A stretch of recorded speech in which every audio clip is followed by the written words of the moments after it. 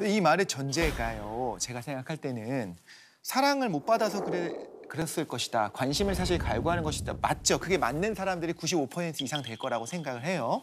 그건 인정하는 분들이 많이 있을 거예요. 그런데 이렇게 그냥 악하게 보이는 사람들도 있는데 그런 사람들을 처벌하는 것 자체가 제도적으로 막혀 있는 게 문제가 아니냐는 목소리거든요, 사실. 자, 어떻게 생각하십니까? 지금 우리 독실 씨가 얘기한 거에 대해서. 네. 그러니까 반사회적인 그런 성향을 원래 가지고 있는 그런 사람이 있죠. 학생들조차도 있죠. 처벌할 수 없는 상황에 대해서.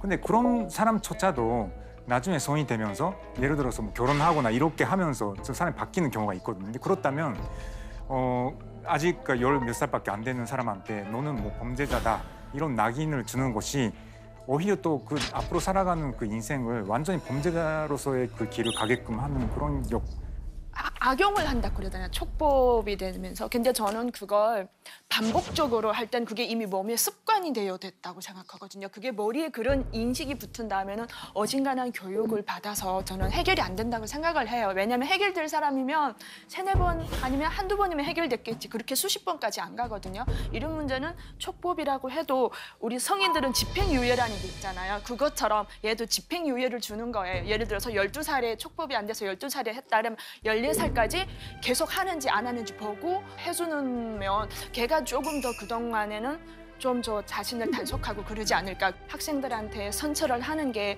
어느 만큼 도움이 될지. 도움이 되면 좋겠지만 반복적으로 하는 학생은 저는 힘들다고 생각을 해요. 아까 교육을 외쳤던 제프리 통신원.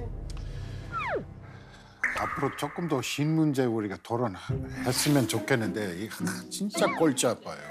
근데 진짜 힘든 문제예요. 진짜 맞아요. 예, 미국 비슷한 법이 있는데 이 12살 이하는 아예 처벌이 안 되고 14살부터 17살까지 보통 범죄 같으면은 2년 이상 처벌 못 받는데 형사적으로.